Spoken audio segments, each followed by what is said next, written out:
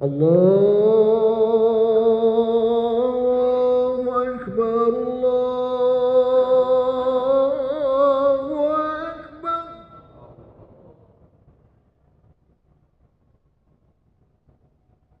الله أكبر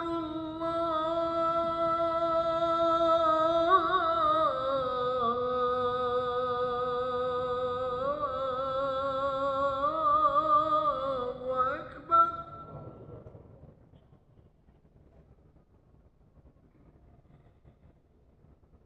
أشهد أن لا إله إلا الله.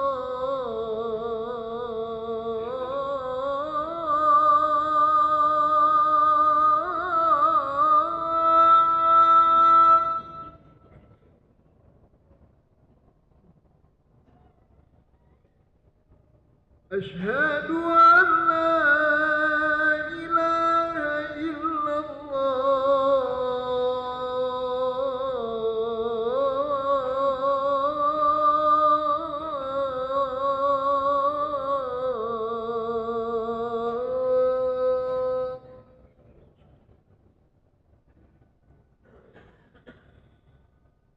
أشهد أن محمدًا رسول الله.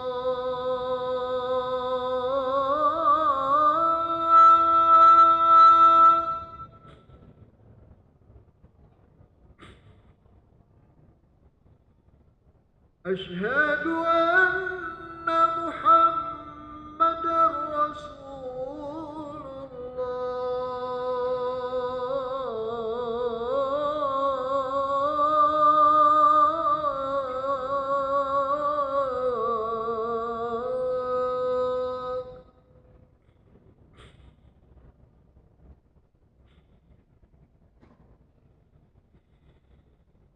حي على الصلاة.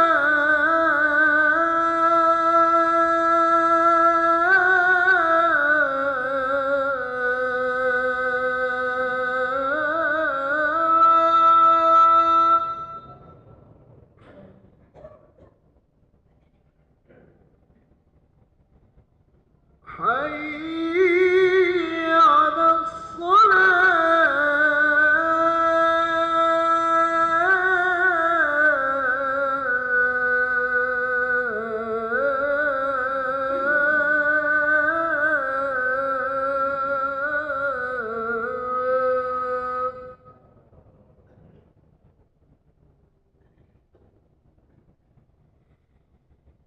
حي على الفلاح.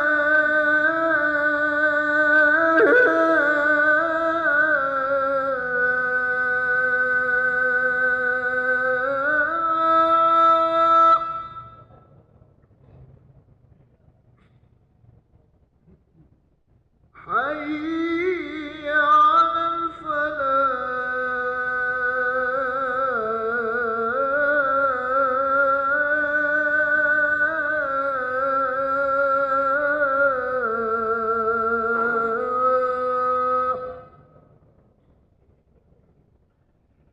الله أكبر الله أكبر. لا إله إلا الله.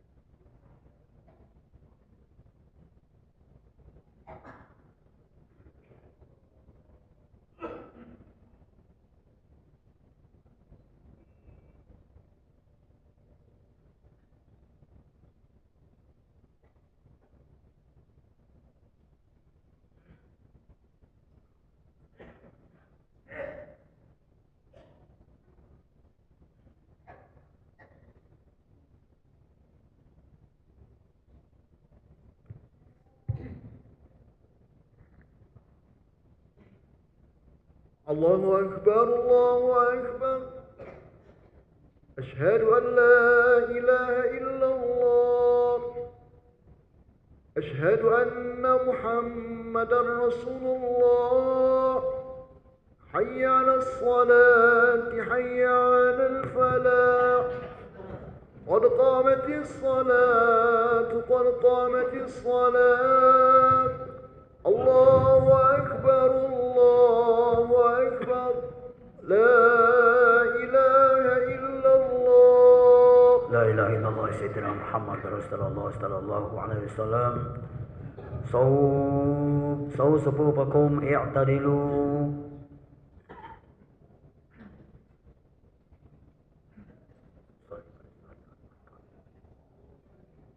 الله أكبر.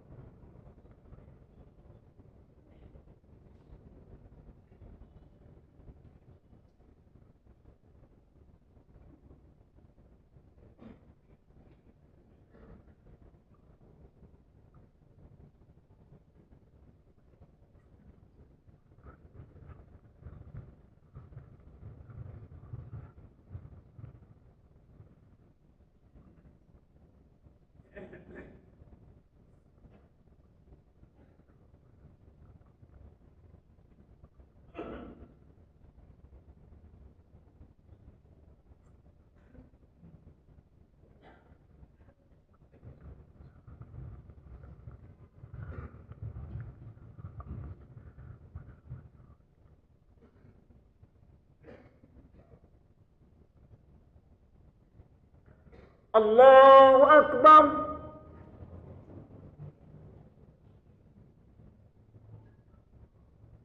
سمع الله لمن حمده. الله أكبر.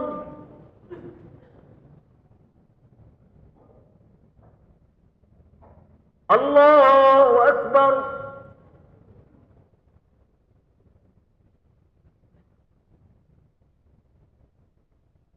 الله أكبر.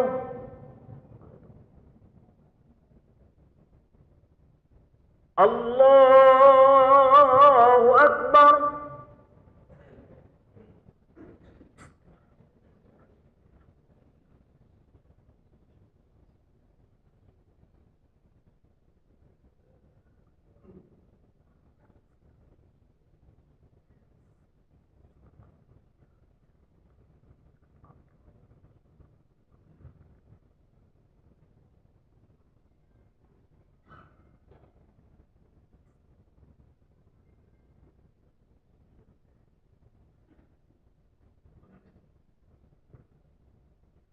الله أكبر.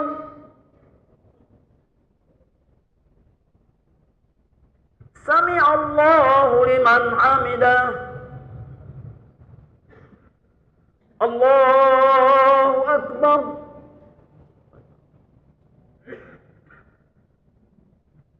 الله أكبر.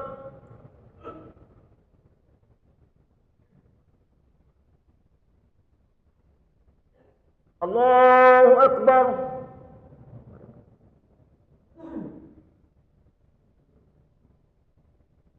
الله أكبر.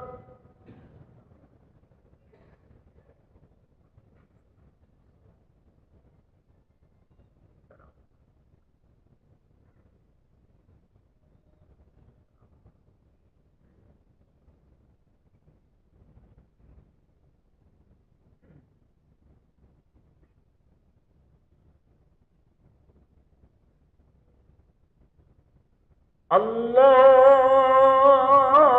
أكبر.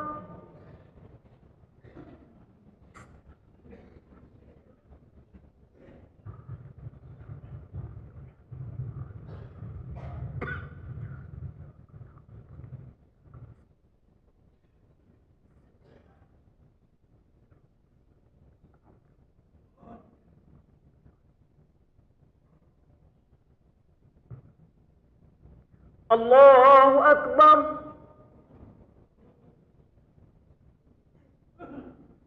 سمع الله لمن حمده الله أكبر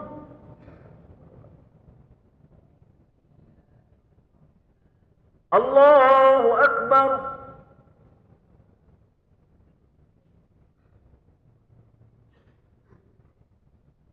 الله أكبر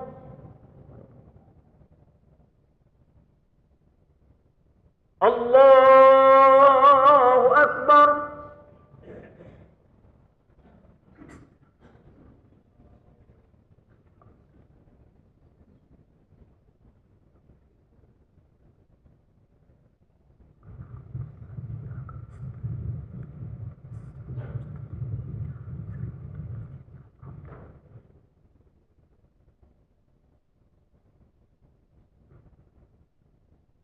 الله أكبر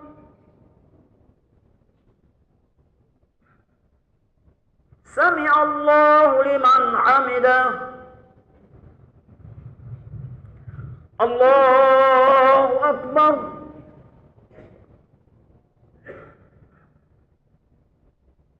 الله أكبر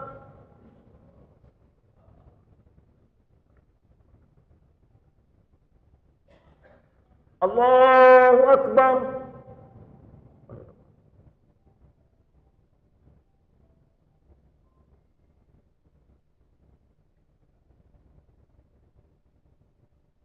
الله أكبر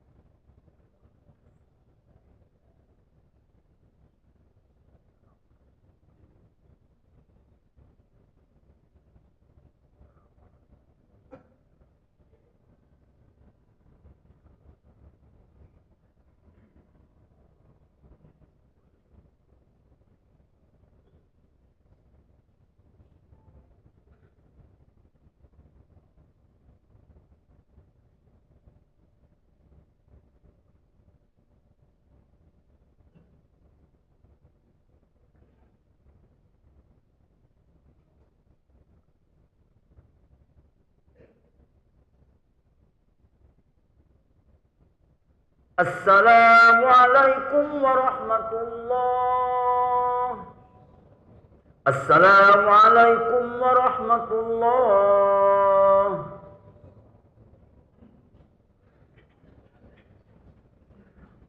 أشهد أن لا إله إلا الله نستغفر الله نسألك رضاك والجنة ونعوذ بك من سخطك والنار أشهد أن لا إله إلا الله نستغفر الله ونسألك رضاك والجنة ونعوذ بك من سخطك والنار أشهد أن لا إله إلا الله نستغفر الله ونسألك رضاك والجنة ونعوذ بك من سخطك والنار اللهم إنك عفو كريم تحب العفو فاعف عنا اللهم إنك عفو كريم تحب العفو فاعف عنا اللهم إنك عفو كريم تحب العفو فاعف عنا يا كريم إلهي يا ربي ربنا معبود سبحان الله سبحان الله سبحان الله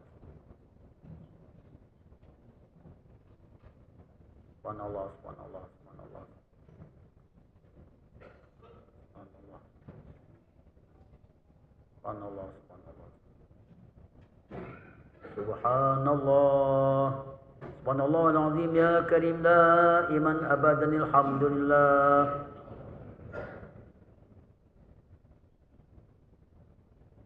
الحمد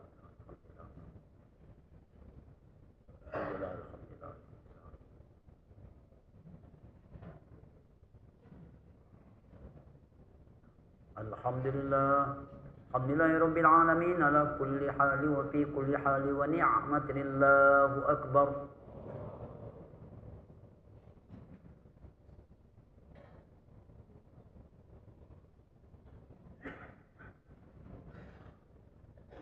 الله أكبر الله الله أكبر الله أكبر كبيرا والحمد لله كثيرا وسبحان الله بكرة وأصيلا لا إله إلا الله وحده لا شريك له له الملك وله الحمد يحيي ويميت وهو على كل شيء قدير ولا حول ولا قوة إلا بالله العلي العظيم أعوذ بالله من الشيطان الرجيم بسم الله الرحمن الرحيم الحمد لله رب العالمين حمد الشاكرين حمد الناعمين حمد يوفي نعمه ويكافئ مزيدا يا ربنا لك الحمد كما ينبغي لجلال وجهك الكريم وعظيم سلطانك اللهم صل على سيدنا محمد وعلى آل سيدنا محمد صلاة تنجينا بها من جميع الأهوال والآفات وتقضي لنا بها يا الله جميع الحاجات وتطهرنا بها من جميع السيئات وترفعنا بها عندك أعلى الدرجات وتبلغنا بها أقصى الغايات من جميع الخيرات في الحياة وبعد الممات إنك على كل شيء قدير اللهم اغفر لنا ذنوبنا ولوالدينا وارحمهم كما ربونا صغارا ولجميع المسلمين والمسلمات والمؤمنين والمؤمنات الأحياء منهم والأموات برحمتك يا أرحم الراحمين اللهم ربنا تقبل منا صلاتنا وصيامنا وقيامنا وركوعنا وسجودنا وتضرعنا وتخشعنا وتعبدنا وتميم تقصيرنا يا الله يا الله يا رب العالمين اللهم إنا نسألك رضاك والجنة ونعوذ بك من سخطك والنار اللهم إنك عفو كريم تحب العفو فاعف عنا يا كريم ربنا ظلمنا أنفسنا وإن لم تغفر لنا وترحمنا لنكونن من الخاسرين ربنا آمنا بما أنزلت واتبعنا الرسول فاكتبنا مع الشاهدين ربنا تقبل منا إنك أنت السميع العليم وتب علينا إنك أنت التواب الرحيم ربنا آتنا في الدنيا حسنة وفي الآخرة حسنة وقنا عذاب النار وأدخلنا الجنة مع الأبرار يا عزيز يا غفار يا رب العالمين صلى الله على سيدنا محمد النبي الأمي وعلى آله وصحبه أجمعين سبحان ربك رب العزة عما يصفون وسلام على المرسلين والحمد لله رب العالمين الفاتحة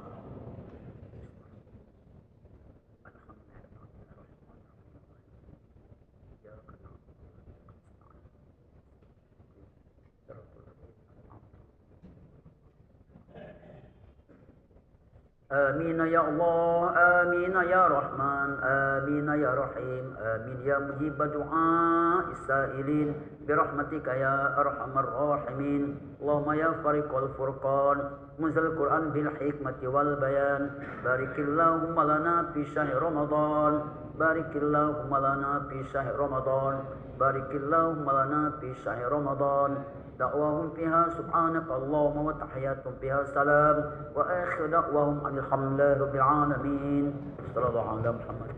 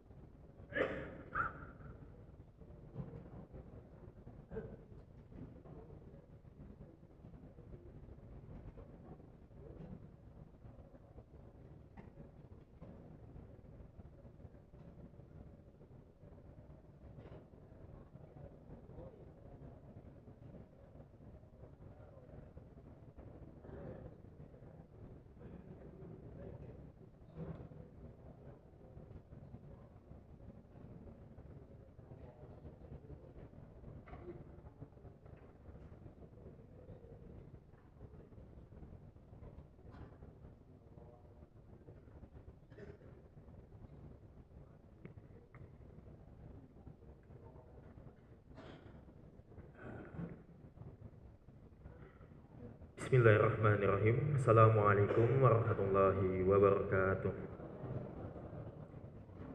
Hadirin para jamaah dan pemirsa YMA TV Palembang Official serta TPFI Sumsel yang dirahmati Allah Subhanahu wa taala. Alhamdulillah, segala puji bagi Allah yang mana telah memberikan kita kenikmatan sehingga kita bisa berkumpul pada siang hari ini dalam keadaan sehat walafiat. Salawat beserta salam tak lupa kita haturkan kepada junjungan kita, suri teladan kita Nabi Muhammad sallallahu alaihi wasallam.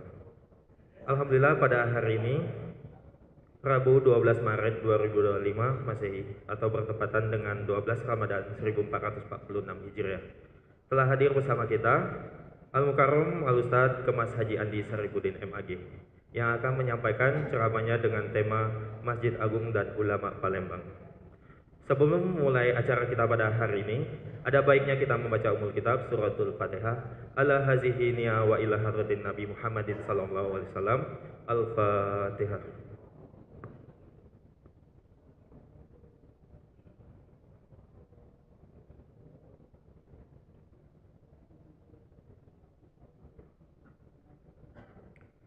Baiklah, kami himbau kepada para jamaah bagi yang belum niat itikaf, silakan untuk meniatkan itikaf serta keamanan dan kenyamanan dalam beribadah. Barang berharga bawaan jamaah silakan dijaga sendiri atau dititipkan pada tempat yang telah kami sediakan. Dan kami himbau kepada para jamaah yang ingin bertanya silakan mengangkat tangan dan menuju ke mikrofon yang telah kami sediakan. Baiklah, marilah sama-sama kita dengarkan ceramah agama yang akan disampaikan oleh Al-Mukarram Al-Ustadz Kemas Haji Andi Saripudin MAG. Kepada Ustadz fa'alaihi falyatafaddal masykur. Sallu ala Nabi Muhammad.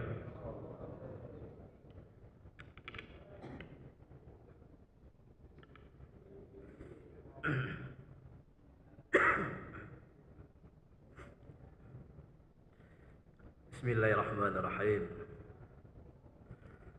Assalamualaikum warahmatullahi wabarakatuh.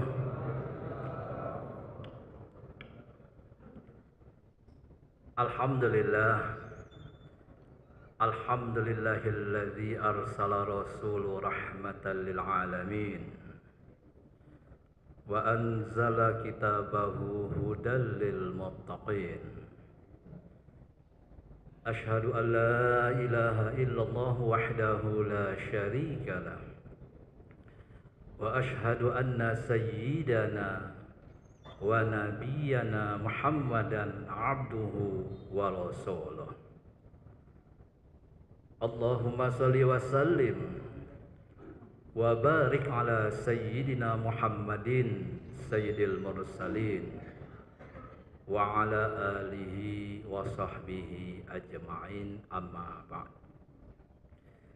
Ilahi anta maqsudi wa ridhaka matlubi, a'tini mahabbataka wa ma'rifataka ya Allah ya arhamar rahimin. Pertama-tama dan yang paling utama, marilah kita tak hentinya, tak bosan-bosannya untuk mempersembahkan segala sanjungan, puja, puji, serta syukur kehadiran Allah Subhanahu wa taala, zat yang wajibul wujud, hakiki mutlak, yang telah menghantarkan kita di masjid yang mulia ini, terdapat kita melaksanakan, menunaikan salah satu rangkaian amal ibadah kita selaku hamba Allah yang dhaif, di mana tadi kita telah melaksanakan salat zuhur secara berjemaah, kemudian kita rangkaikan dengan wirid dan doa iktikaf. Nah, mudah-mudahan seluruh rangkaian amal ibadah kita pada saat ini, puasa kita akan senantiasa mendapat ridho, barokah dan diijabah oleh Allah Subhanahu wa taala. Amin ya rabbal alamin.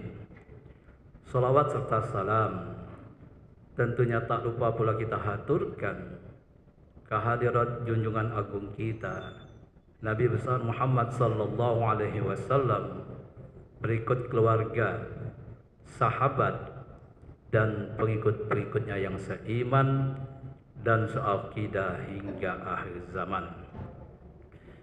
Bapak Ibu hadirin jemaah, para shaimin wa shaimat yang dimuliakan oleh Allah Subhanahu wa taala. Alhamdulillah, pada hari ini kita telah memasuki hari yang ke-12 dalam kita melaksanakan ibadah di dalam bulan suci Ramadan pada tahun ini.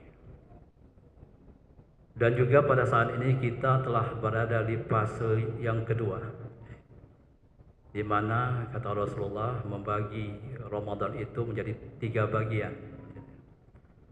Awaluhu rahmah, wa awsatuhu maghfirah, wa akhiruhu itqun minan nar.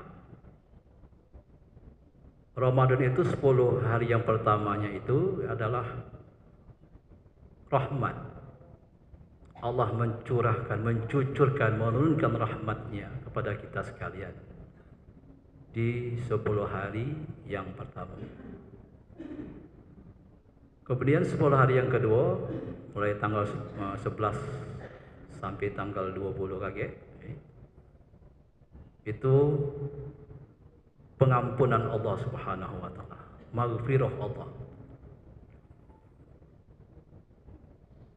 Dan 10 hari ketiga yang terakhir yaitu itqun minan nar, pembebas dari api neraka. Nah, mudah-mudahan hadir sekalian, puasa kita,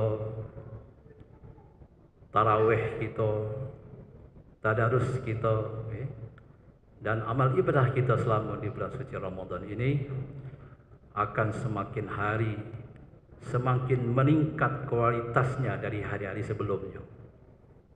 Ya, mana mungkin kita Bapak Ibu sekalian selama ini mengkali kita melaksanakan ibadah puasa itu hanya karena menjalankan perintah baik, hanya menahan lapar dan haus, yang membatalkan puasa itu sendiri.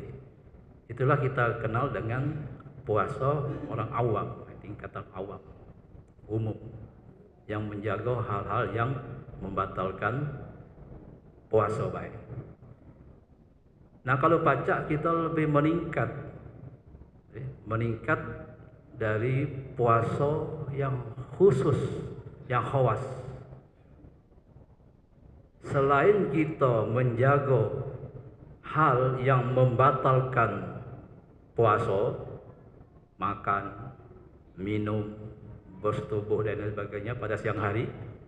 Nah, juga yang paling penting kita juga mempuasakan seluruh anggota tubuh kita. Seperti mata kita puasa juga. Jangan sampai kita melihat hal-hal yang tidak. Apalagi zaman ini hari banyak HP dan lain sebagainya, banyak pejingoan. Hati-hati, dipuasakan juga mata kita. Kuping kita juga begitu, Bapak Ibu sekalian. Dipelihara, dijaga dari mendengar hal yang tidak baik. Hidung kita, mulut kita apalagi, jangan sampai kita berdusta, ngumpet iwong, ngomong iwong, fitnah dan lain sebagainya. Kemudian tangan dan kaki kita melangkah kemana. Nah, itu juga dijaga dari hal-hal yang bakal merusak pahala ibadah kita. Nah, jadi mudah-mudahan hadirin sekalian di samping kita menjaga hal-hal yang merusak ibadah puasa kita, juga yang paling penting adalah kita menjaga agar pahala nilai daripada puasa kita itu tidak akan hilang. Sehingga kita, berapa banyak kata Rasulullah, umat itu yang berpuasa hanya boleh lapar dan haus baik, dan kata pahalanya zong. Kenapa? Karena tidak disertakan dengan menjaga hal-hal yang bakal merusak dan menghilangkan pahala puasa kita. Nah, mudah-mudahan hadirin sekalian, insyaallah mudah-mudahan pahala kita semakin hari, semakin tahun akan lebih meningkat dari hari-hari sebelumnya. Amin ya rabbal alamin. Bapak Ibu hadirin yang kami muliakan, dalam kesempatan ini Al-Fakir akan menyampaikan tema tentang Masjid Agung dan ulama-ulama Palembang. Pada saat ini Bapak Ibu hadirin sekalian, kita sudah berada di iktikaf di suatu masjid. Masjid yang bersejarah. Masjid yang kalau kita hitung umurnya sejak berdirinya itu sudah hampir 300 tahun. Sudah hampir 3 abad usianya. Masjid ini adalah salah satu masjid peninggalan Kesultanan Palembang Darussalam. Paling tidak ada 3 masjid yang didirikan lebih awal, sebagaimana yang telah disampaikan oleh Kiai Mal'an beberapa hari yang lalu tentang masjid-masjid kuno atau masjid-masjid lama yang didirikan lebih awal di Palembang ini. Itu paling tidak ada 3, hadirin sekalian. Masjid yang pertama itu didirikan oleh Ki Gede Ing Suro di pertengahan abad ke-16. Ki Gede Ing Suro ini, hadirin sekalian, mendirikan keraton Palembang yang pertama, yaitu dikenal dengan Keraton Kutogawang di Palembang Lamo atau Satu Ilir, dan sebuah masjid untuk umat Islam beribadah pada saat itu.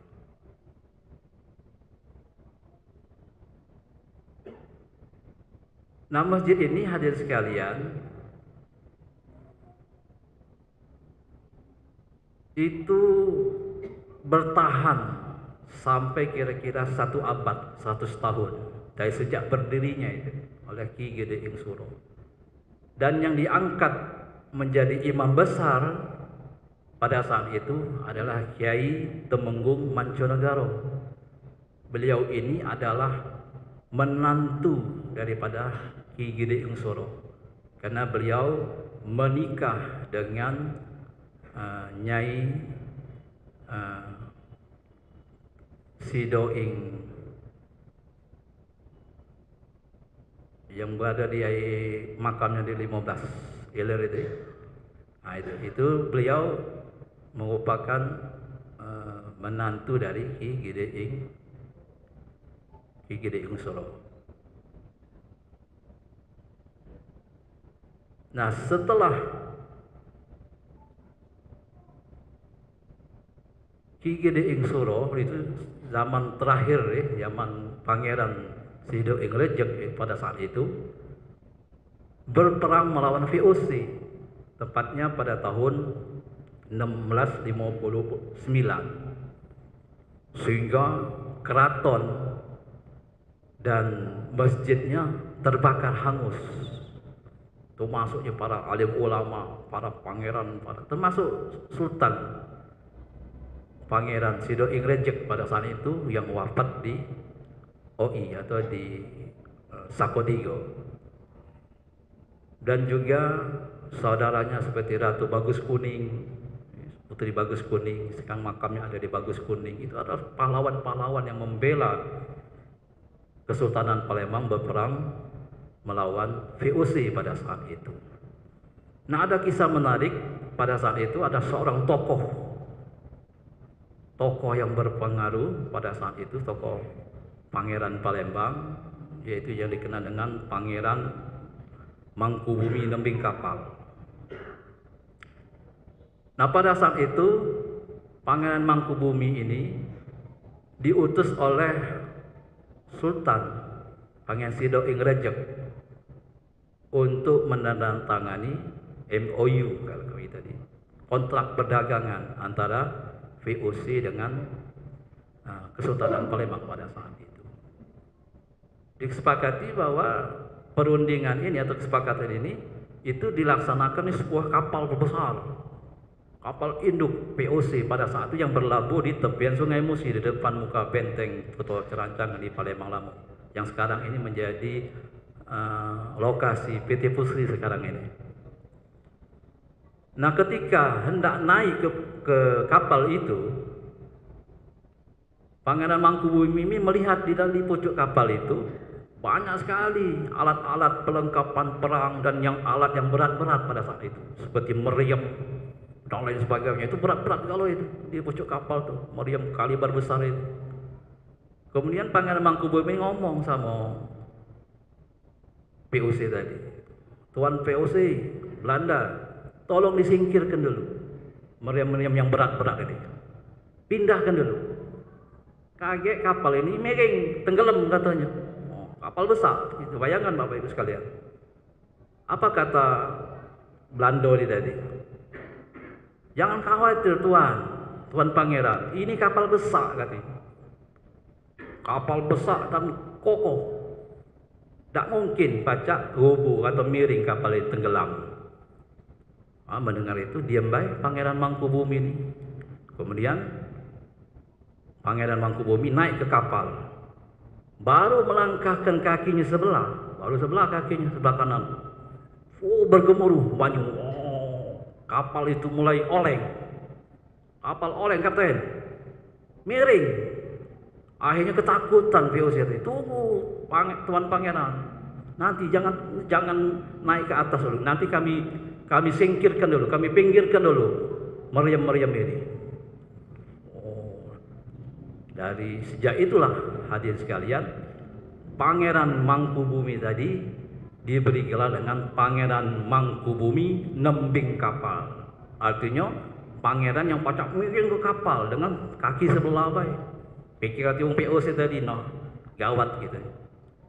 Baru wong si kok Pangeran Palembang bela sudah pacak miring ke kapal. Apalagi wong Palembang nganget ini, nah gengko gitu, laju pelari. POC tadi.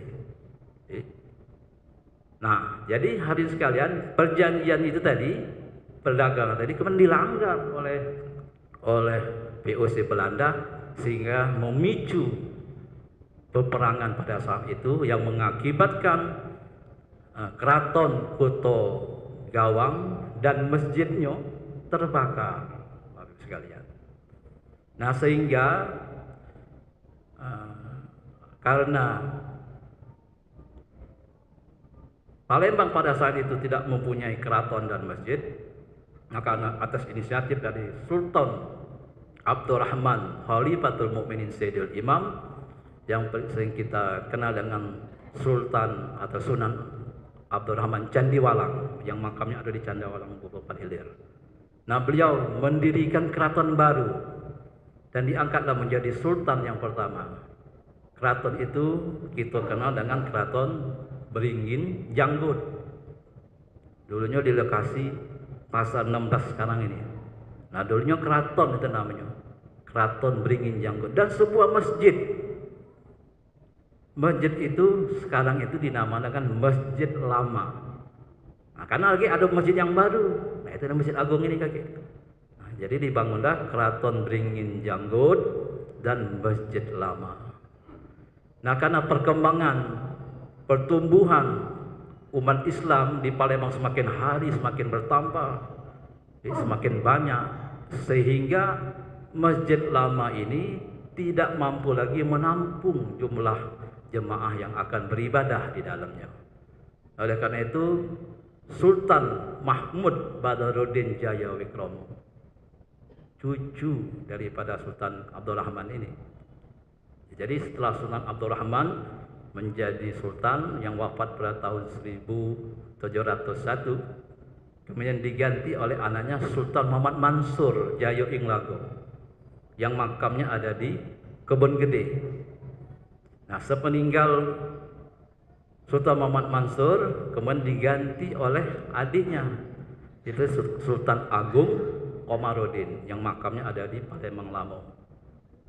Nah, kemudian roda pemerintahan diganti atau disambung oleh Sultan Mahmud Badaruddin Jaya Wikromo, anak dari Sultan Muhammad Mansur yang makamnya ada di Lemabang atau di Kawah Tepurep. Nah, kemudian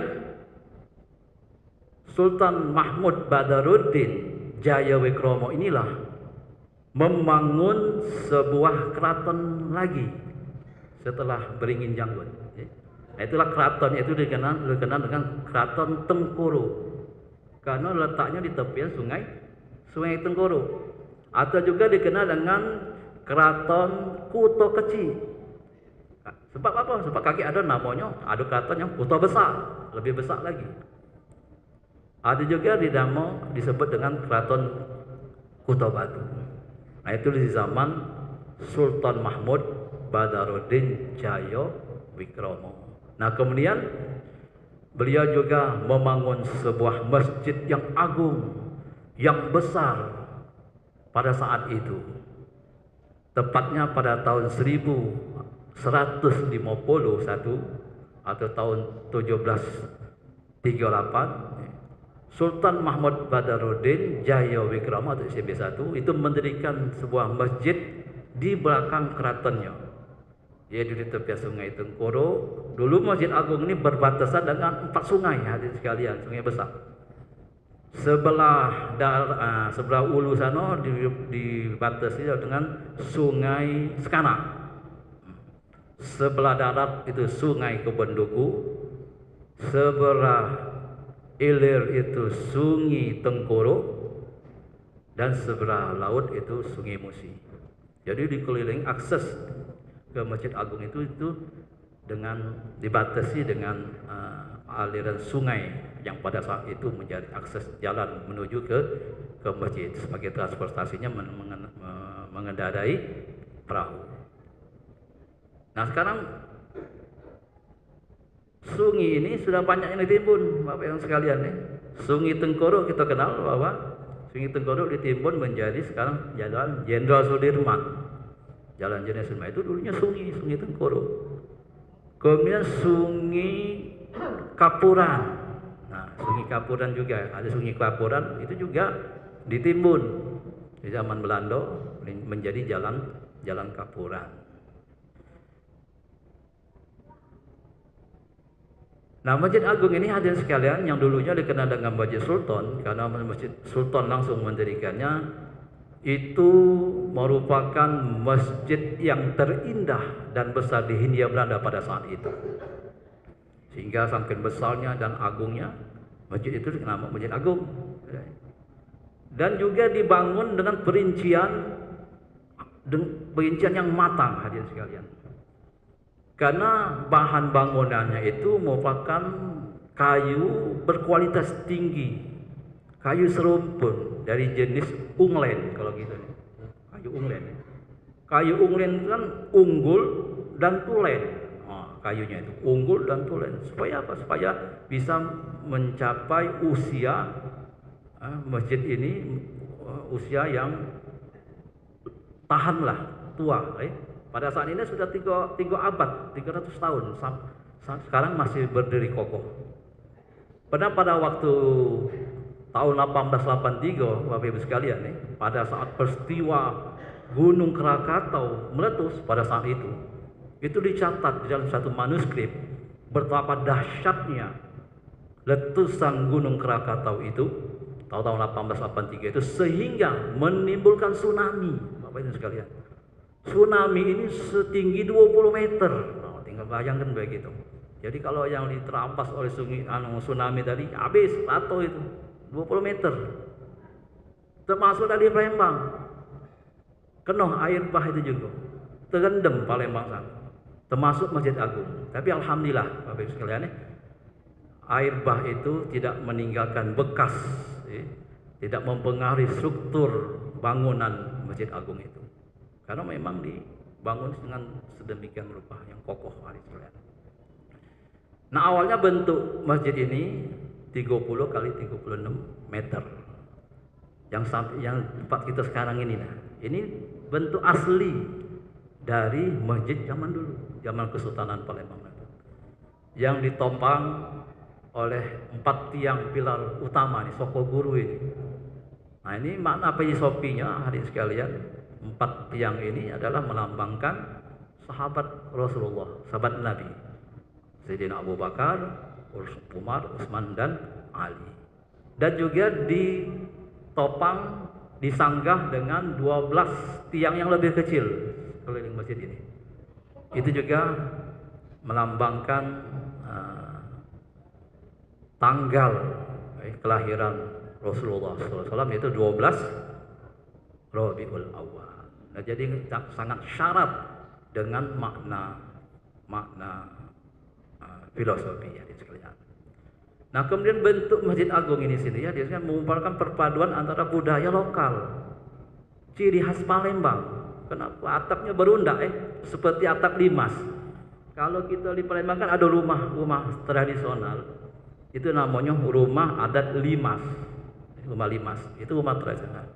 Nah begitu halnya dengan bangunan Masjid Agung ini, jadi berbentuk atap limas yang bertingkat 4 dan yang di atas sekali itu mahkota. Nah itu melambangkan syariat, thariqah, hakikat dan makrifat. Jadi tingkat yang atap yang paling pertama yaitu syariat. Syariat itu hadirin sekalian adalah ilmu fikih, ilmu syariat, ilmu syarak yang mengatur tentang keagamaan, ibadah kita, toharo, tentang sholat, yang membatalkan sholat, syarat sholat dan lain sebagainya, itu dengan ilmu fikih.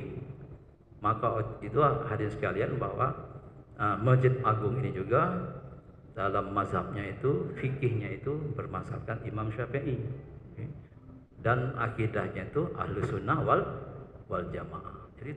Jadi thariqah. Nah atap yang kedua itu adalah thariqah. Pertama tadi syariat, yang kedua thariqah. Thariqah itu adalah jalan kita untuk sampai kepada Allah Subhanahu wa taala. Atap yang ketiga yaitu melambangkan hakikat.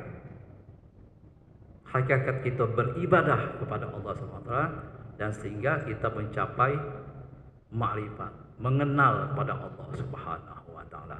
Nah, jadi oleh karena itu hadirin sekalian, konsep ini memang oleh Sultan Mahmud Badruddin dirancang sedemikian rupa sehingga kita kenal bahwa Sultan Mahmud Badruddin Jaya Ikromo itu selain beliau itu sebagai umaro, sebagai sultan, juga beliau itu sebagai ulama yang banyak sekali menulis kitab.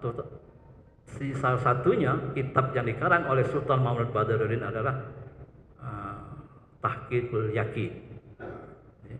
Dan beliau ini juga hadirin sekalian, selain mendirikan masjid dan keraton, juga beliau mendirikan bangunan yang monumental sampai sekarang masih sebagai tempat pemakaman keluarga beliau. Beliau pertama kali peletak batu atau bangunan batu pada saat itu, yaitu beliau mendirikan makam beliau yang ada di Talang Keranggo pada tahun 1728. Nah, didirikan oleh seorang pangeran yaitu Ki Ranggo Wirosentiko. Nah, sehingga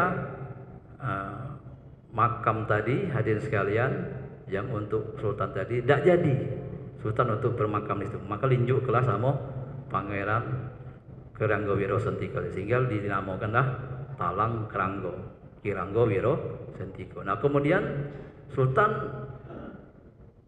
mendirikan bangunan makam yang lain yaitu di tanah Lemabang sekarang ini. Lemabang dulu namanya Lemah Luhur. Lemah Luhur itu artinya tanah tinggi, tanahnya di Arato tinggi. Nah kemudian oleh sultan ditimbun, diratukan dengan tanah abang, makanya dikenal dengan tanah Lemah Bang itu. Lemah Bang itu artinya tanah merah, ditimbun, diratakan, menjadi lemabang. Nah sekarang dibangunlah makam Gubah Kawatokurap, tempat makam Sultan-Sultan Palembang yang sampailah Sultan terakhir, anak istri beliau bermakam di Kawah Tekurap.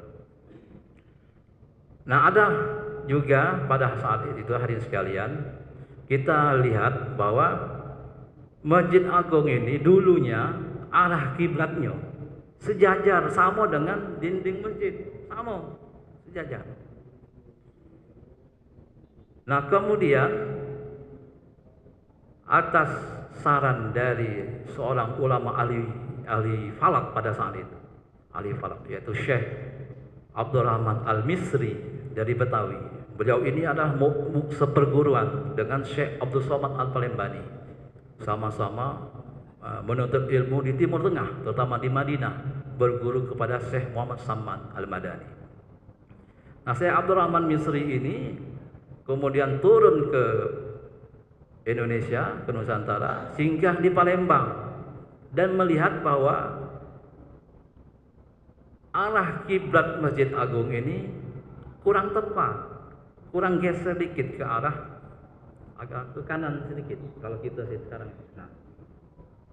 Nah jadi itu di zaman Sultan Ahmad Najamuddin, maka digeserlah arah kiblat masjid ini sampai seperti yang sekarang ini hadirin sekalian.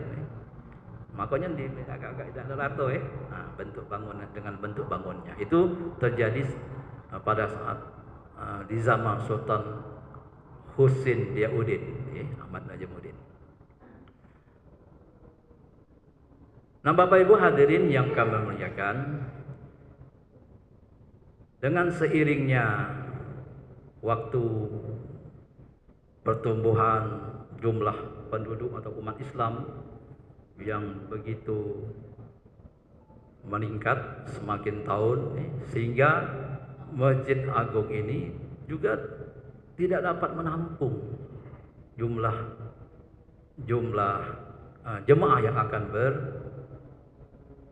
beribadah.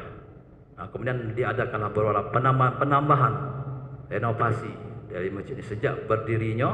Nah, itu ditambah ada penambahan masjid ini di zaman Pangeran Penghulu Nata Agama Mustafa bin Kamaluddin menjadi Pangeran Penghulu tahun 1897. Maka digeserlah di arah berbentuk huruf U, berbentuk bangunan huruf U, itu ditambahlah sekitar 5 meteran untuk menambahkan teras dari Masjid Agung ini. Jadi menambah, karena kalau umat Islam sholat Jumat meluber sampai keluar, sampai ke Jabo, ke halaman. Nah begitu juga nanti paling tidak ada 6 penambahan itu, perubahan masjid ini.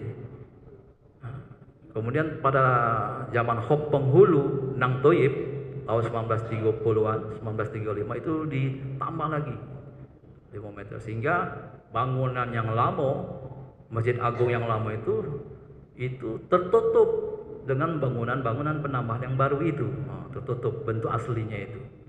Nah sehingga pada tahun 1995 diadakanlah renovasi dan inovasi untuk mengembalikan citra marwah dari Masjid Agung ini, sehingga di renovasi masjid ini dipisahkan antara bangunan yang lama dengan bangunan yang baru. Nah sampai sekarang ini yang kita sholat di dalam masjid ini adalah salah satu dalam bentuk pelestarian masjid yang sekarang ini sudah menjadi cagar budaya, yang di keberadaannya itu dilindungi oleh undang-undang, karena ini merupakan aset sejarah peninggalan Kesultanan Palembang Darussalam. Dan Masjid Agung ini juga hadirin sekalian banyak sekali kegiatan-kegiatannya, baik itu pelaksanaan sholat 5 waktu, kemudian hari-hari besar Islam, ada cawisan tiap 5 waktu, terutama di bulan puasa ada cawisan pada zuhur, asar, maghrib, subuh, dan juga tentang sosial keagamaan yang lainnya, hari-hari besar misalnya, atau juga bidang pendidikan, mulai dari TK, SD, dan ada juga kader ulama mengaji kitab kuning. Kemudian juga ada pembinaan para remaja atau irma, dan juga ibu-ibunya. Kemudian juga ada pembinaan bagi mu'alaf dan lain sebagainya.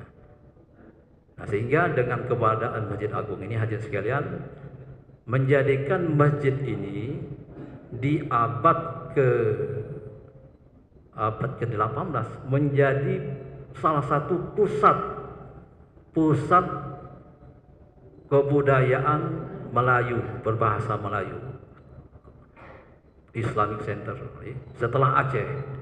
Nah, dengan keberadaan Masjid Agung ini banyak melahirkan ulama-ulama besar Palembang, di antaranya Syekh Abdul Somad Al-Palembani, Syekh Kemas Ahmad bin Ahmad, Kemas Ahmad bin Abdullah, dan lain sebagainya. Itu adalah merupakan ulama-ulama besar yang lahir di era Kesultanan Palembang Darussalam, dan sampai sekarang kitab-kitabnya, karya-karyanya, ajarannya sampai sekarang ini masih terus diajarkan kepada kita. Terutama Syekh Abdul Somad Al-Palembani misalnya kan mengarang kitab Hidayatus Salikin dalam bahasa Melayu, yang merupakan terjemahan Melayu dari kitab Bidayatul Hidayah karangan Imam Ghazali. Nah, juga kitab Syairus Salikin misalnya. Nah, itu 4 jilid besar ya. Itu juga merupakan terjemahan dari kitab Ihya Ulumuddin karangan Imam Al-Ghazali. Yang kitab Syairus Salikin pada saat ini sampai sekarang ini kan masih kita baca, masih dikaji, masih dipelajari di majelis-majelis, terutama di Masjid Agung kita ini. Nah, itu saja hadirin sekalian, mungkin nanti kita akan lanjutkan untuk pertemuan yang akan datang mengenai sejarah ulama-ulama Palembang yang terkenal pada waktu itu. Itu saja mungkin kami akhiri. Silakan.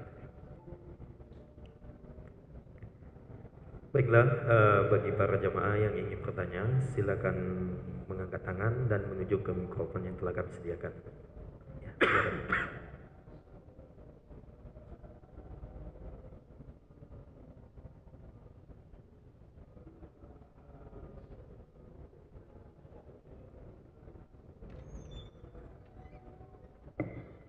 Assalamualaikum warahmatullahi wabarakatuh. Izin Ustaz, nama saya Fidarat Bazuriat dari Rimau Ulu Laut. Izin bertanya Ustaz terkait dengan sejarah Kota Palembang juga. Saya penasaran tentang sejarah yang berkaitan dengan marga-marga di Palembang Ustaz, seperti Raden, Ki Agus, Mas Agus, dan Kemas beserta pasangannya Ustaz. Terima kasih. Assalamualaikum warahmatullahi wabarakatuh. Ya, jadi ini yang ditanyakan Bapak Ibu sekalian dari Limau Ulu ini, iya, tentang bangsawan Palembang, wong Palembang lah kira-kira ya, gelar-gelar wong Palembang. Kita ketahui bahwa gelar wong Palembang ini paling tidak ada 4, ya. Pertama Raden, ya. Kalau lanang, kalau betinonyo Raden Ayu. Ini merupakan identitas wong Palembang. Ya. Kemudian ada lagi Mas Agus. Mas Agus itu emas yang bagus, tidak ya? Nah, itu kalau lanang, kalau betinonyo Mas Ayu. Ada lagi Kemas. Kemas, Kiai Mas, tidak ya? Menjadi Kemas. Kalau lanang, kalau betinonyo Nyimas. Ada lagi Ki Agus. Kiai Bagus atau Ki Agus kalau lanang, kalau betinonyo Nyayu. Nah, 4 komponen ini adalah merupakan identitas jati diri wong Palembang, bukannya kasta, Bapak Ibu sekalian. Sebab Palembang tidak mengenal kasta, tapi itu sudah merupakan identitas jati diri wong Palembang, memakai gelar yang dari turun temurun, yang nasabnya itu dari nasab sebelah bapak atau laki-laki. Jadi nasab ini diturunkan melalui dari jalur laki-laki. Jadi kalau misalnya bapaknya Kemas, anaknya kakek Kemas juga atau Nyimas. Tapi kalau misalnya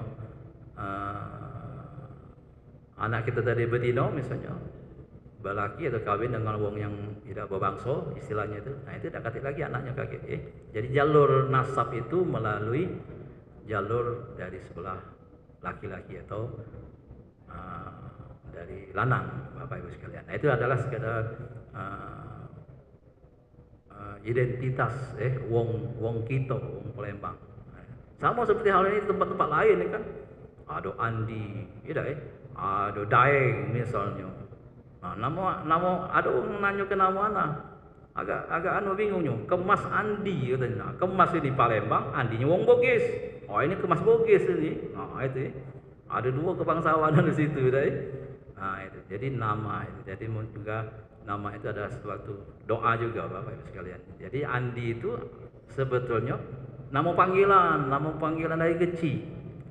Empat hurufnya Andi, ANDI. A itu anak, N itu nomor, D itu 2, Ibrahim. Nama bapak jadi anak, nomor 2 Ibrahim, Andi.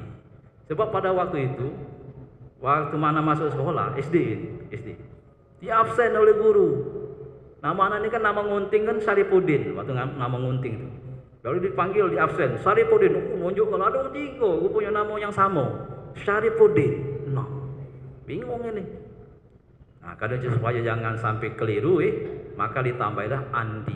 Nama panggilan tadi Andi anak, nomor 2 Ibrahim, Andi Syarifudin. Sampai sekarang ini leket nama anak Andi Syarifudin. Nah, jadi itu apa tentang sekitar. Kalau ada kok lagi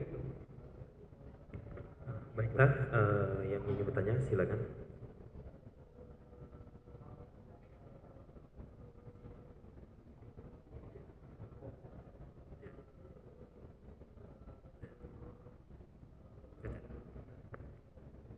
Dengan menyebutkan nama dan asalnya, Pak. Oke, nama saya Islam. Ingin bertanya nih Ustaz. Konon kabarnya ada kerajaan Sriwijaya. Tapi kerajaan Sriwijaya itu apakah memang ada di Palembang ini? Atau kerajaan itu kalau menurut sejarah katanya tenggelam di Sungai Musi. Perang antara ini kan sejarah. Arab sama Kendedes kan begitu. Nah kerajaan Sriwijaya ini konon kabarnya kerajaan terbesar. Nah apakah kerajaan Sriwijaya itu ada semasa kesultanan atau sebelum kesultanan? Jadi minta dijelaskan itu. Ya terima kasih. Ya, terima kasih Bapak. Jadi kalau kita berdasarkan sejarah bahwa di Palembang ini pernah berdiri suatu kerajaan terbesar, kerajaan maritim di abad ke-7 itu, yaitu bernama Sriwijaya. Kalau berdasarkan sejarah, catatan sejarah, manuskrip, naskah dan lain sebagainya, memang ada kerajaan Sriwijaya itu bukannya fiktif. Nah, saking besarnya kerajaan Sriwijaya ini sehingga kekuasaannya ada di mana-mana, bahkan sampai ke Thailand, ke Asia, ada di Jambi, ada di Dawu dan sebagainya. Nah, pada saat itu kerajaan Sriwijaya ini masih menganut paham Hindu Buddha, Hindu Buddha. Nah, kemudian dari kerajaan Sriwijaya ini kemudian maka muncullah kerajaan Melayu, sehingga kemudian pada abad ke-16 itu berdirilah Kesultanan Palembang Darussalam. Jadi ada fase sejarah Bapak ya. Tapi yang intinya memang sejarah Sriwijaya itu ada di Palembang. Ada di Palembang. Dan juga peradabannya masih ada sekarang ini. Peradaban Sriwijaya. Jadi contohnya dengan pakaian pengantin itu. Nah, pengantin itu baju sehari lah. Nah, dia isi dengan paling tidak ada baju, ada pilihannya. Baju pengantin itu ada aisan gede. Aisan gede. Nah, aisan gede itu aisan di zaman kedatuan Sriwijaya dulu. Dengan baju mahkotanya, dengan tidak berbaju dia tuh.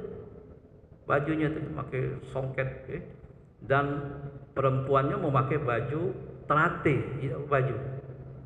Nah itu zaman Hindu Buddha. Kemudian masuknya Islam, maka diperbaharui, diberi alternatif. Ada lagi namanya Aisyat Pak Sangko, Aisyat Haji, lengkap menutup aurat, dengan baju kurungnya, dengan baju jubahnya. Nah, itu Aisyat Pak Sangko itu sudah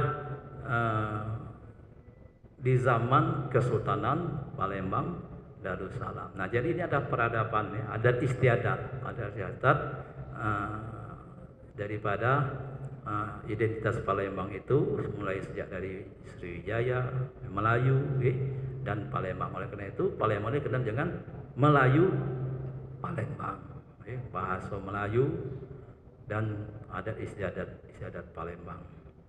Itu saja Bapak sekalian. Mungkin tentang sejarah atau studi tentang Sriwijaya sampai sekarang tidak ada habis-habisnya Bapak Ibu sekalian. Terus berkembang terus. Baiklah, kepada para jamaah yang ingin bertanya, kami buka satu pertanyaan. Ya, silakan Bapak. Ya.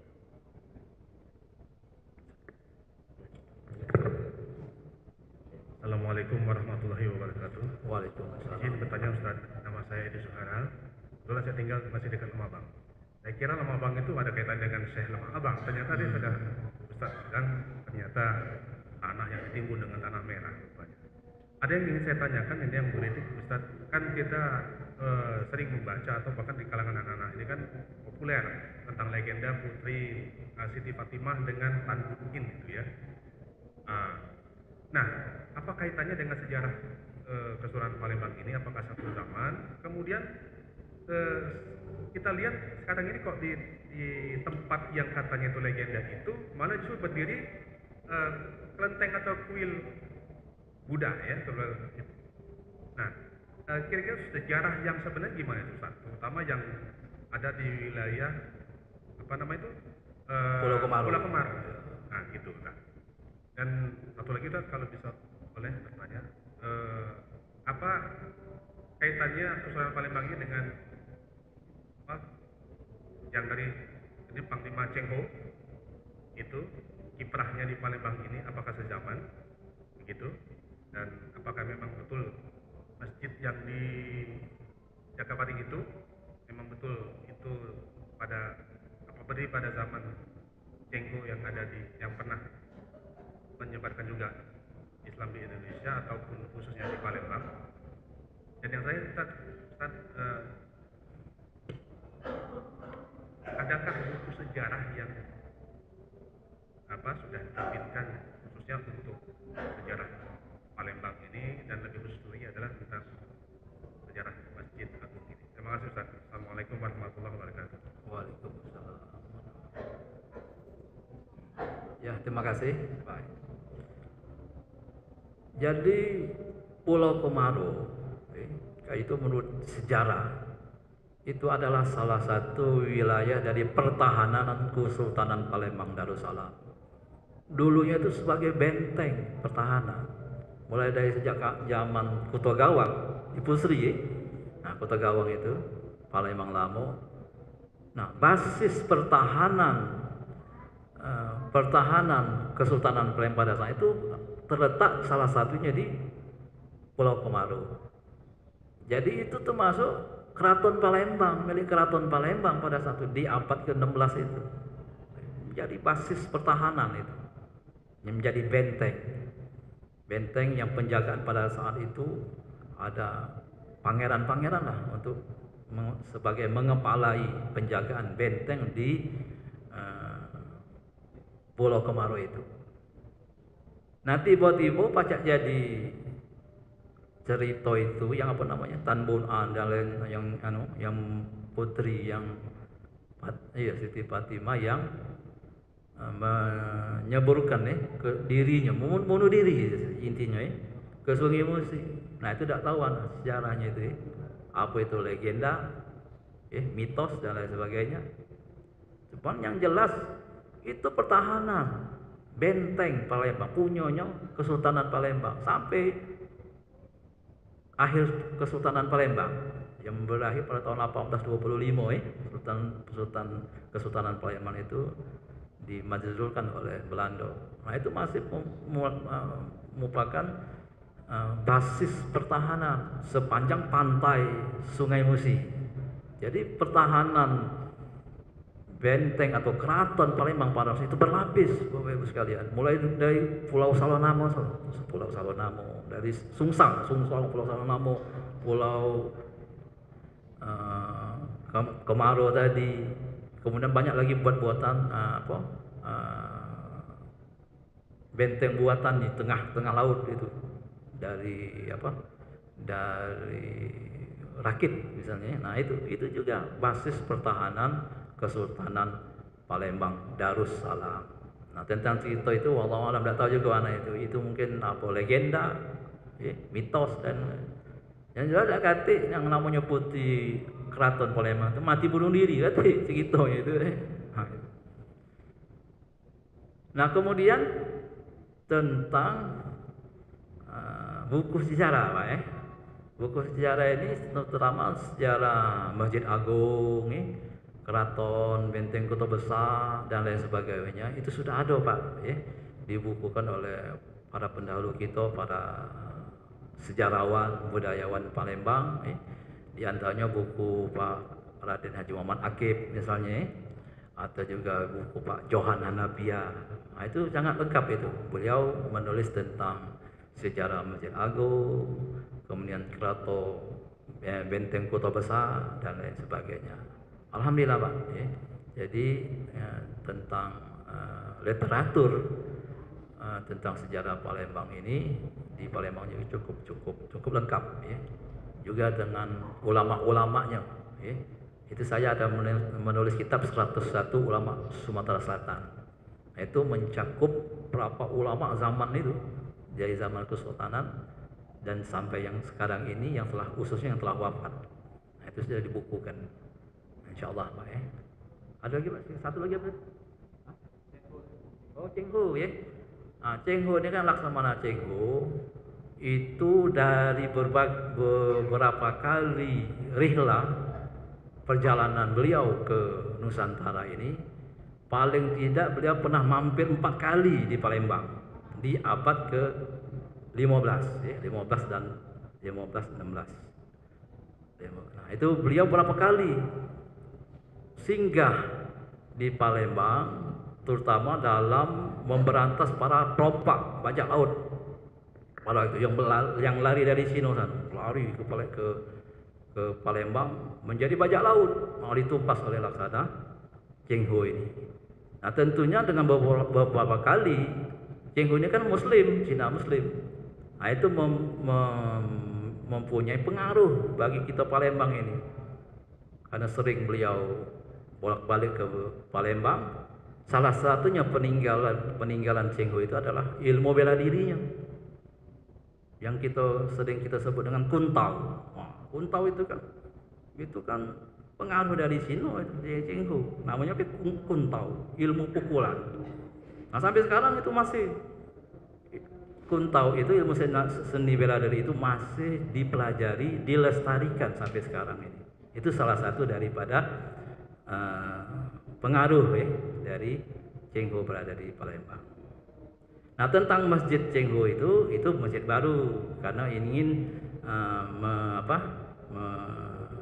mengangkat jasa daripada Laksamana Cengho ini sehingga masjid yang didirikan oleh etnis Tionghoa Cina di Palembang ini diberi dengan nama Masjid Cengho. Tapi baru masjidnya Pak, namanya baik Laksamana Cengho yang ada di Jakabaring. Itu saja Bu Pak. Mudah-mudahan insyaallah dalam pertemuan yang akan datang kita akan membahas tentang yang lainnya terutama ulama-ulama besar yang berpengaruh di Palembang. Mari kita tutup dengan pembacaan doa. A'udzubillahi minasyaitonirrajim. Bismillahirrahmanirrahim. Alhamdulillahil alamin, hamdan yuafi ni'amahu wa kafu mazidah. Ya Rabbana lakal hamdu kama yanbaghi li jalali wajhikal karim wa 'azimi sultanik. Allahumma salli wa sallim ala sayyidina Muhammadin adadan nujumi fis sama salatan takunu likulli da'in dawa wa likulli 'alati syifa wa tarfa'na kulli mihnati wa bala wa ala alihi wa sahbihi wa sallim. Allahumma jam'ana hadza jam'an marhuma wa tarakum yam'alihi tabaraka ma'suma. Allahumma inna nas'alukal huda wat tuqa wal 'afafa wal ghina.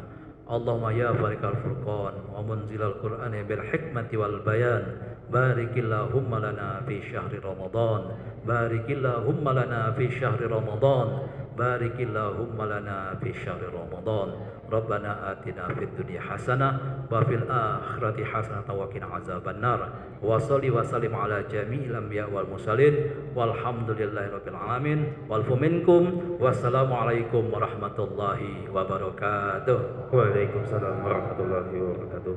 Alhamdulillah, syukran jazakumullah khairan kepada Al-Mukarram Al-Ustaz Kemas Haji Andi Sarifudin MAG yang telah menyampaikan ceramah agamanya. Semoga ilmu yang beliau sampaikan bermanfaat dan bisa kita amalkan dalam kehidupan sehari-hari. Amin amin ya robbal alamin. Dengan berakhirnya doa tadi, berakhir pula ceramah kita pada hari ini. Kami informasikan kepada para jamaah bahwasanya ba'da sholat asar nanti akan ada ceramah yang insya Allah akan disampaikan oleh Al-Mukarram Al-Ustaz Kiai Agus Haji Ahmad Syafi'i Yunus.